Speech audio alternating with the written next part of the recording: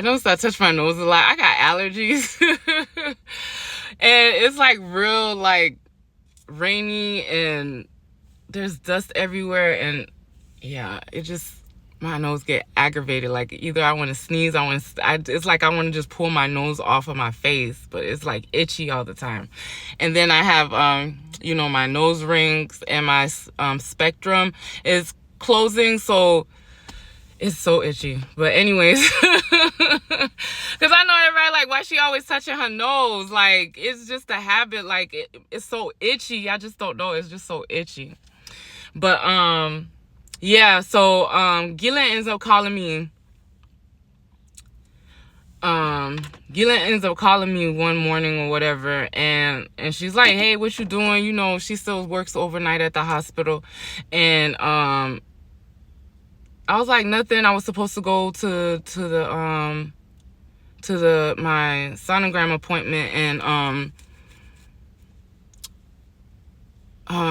I had to cancel it or whatever. She was like, why didn't you call me? I'm like, I know you just getting off of work. I don't want to bother you, so I'm gonna just reschedule it until, because I didn't want to take the bus or something.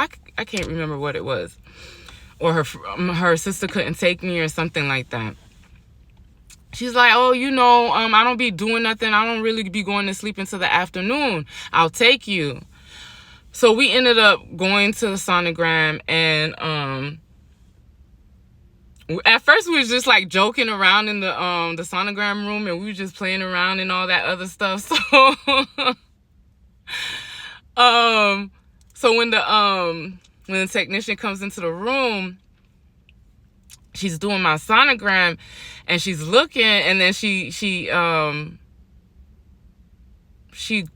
goes back and she looks again, and then she leaves the room. And then so me and Gillian looking at each other like, she's like, do that usually happen? I'm like, no, usually they start showing you the pictures, showing you how big the baby's getting. They measure it.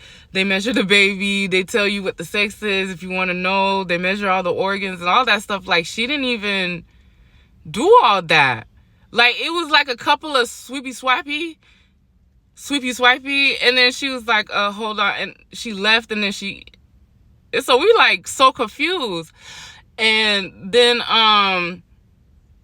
the doctor comes in with her. When she comes back in, she was like, is there anything that's going on with your health, or are you leaking? Do you is your panties usually wet or something like that? And I sit up. I'm like, no. And the only thing, like, I started to drink soda again. So because, like, I'm no longer on a diet, like, it is what it is, right?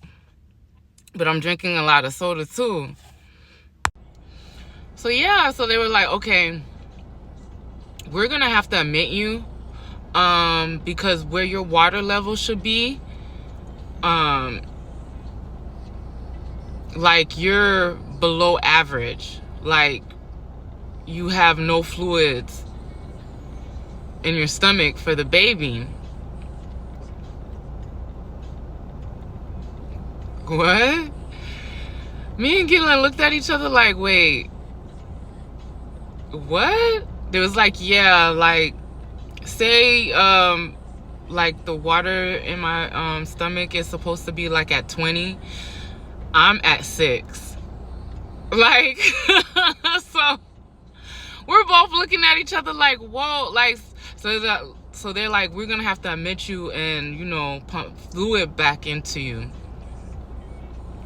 And to monitor, like, we're gonna do a couple of tests to see what's going on, to see what's why you don't have any fluids. Because if you're not leaking, or there's no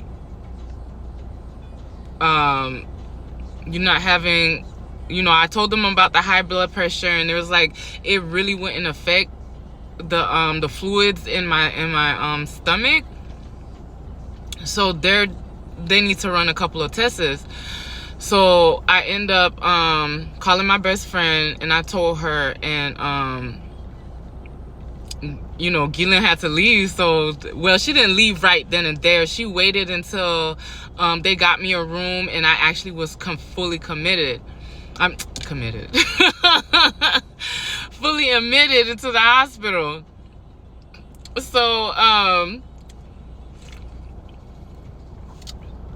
so she had to go pick up the kids.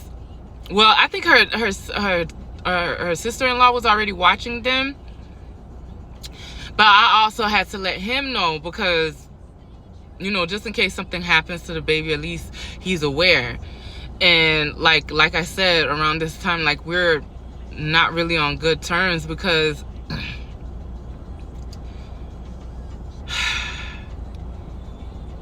it's like I want to leave and I don't want to be with him, but it's like I'm gonna have 4 kids. Once again, like, I kept hearing the first one in my head: who's gonna want you? Who's gonna want you? So you might as well just stay with this one. So that's all I kept telling myself. That's why I kept trying to convince myself. And then I would, like, find myself, like, every time we would, like, start laughing and having a good time with each other, I started to get mad at myself because I was starting to fall back in love with him. And I'm like, this man, this boy constantly is just doing, like, stuff behind my back.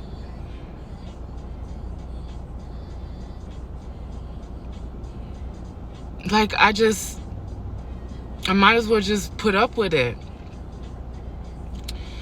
So anyway, so I'm in the hospital for, I think, a week and a half, almost 2 weeks.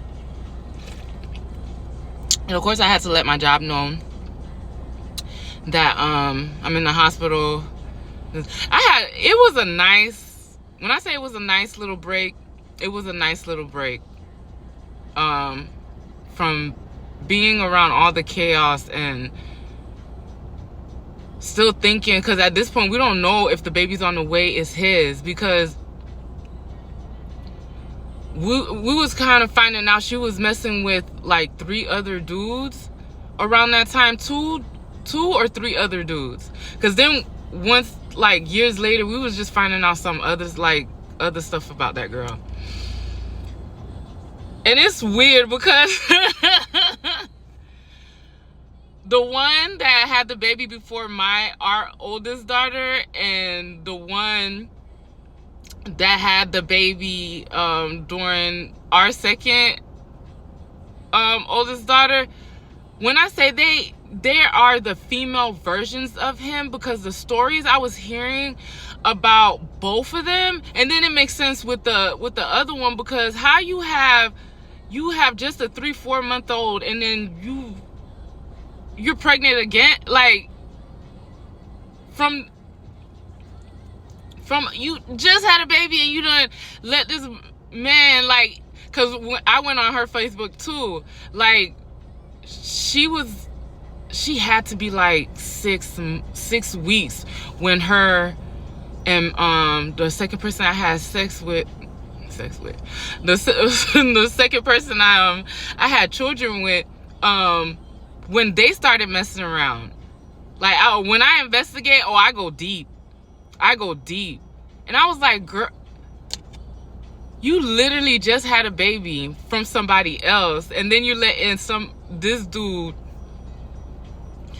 That's why I said, I don't know if it's just Tampa females. I know there's a lot of females other places too, but the way they just they're just like loosey-gooseys over here. Y'all just be throwing puss everywhere and don't care who gets it.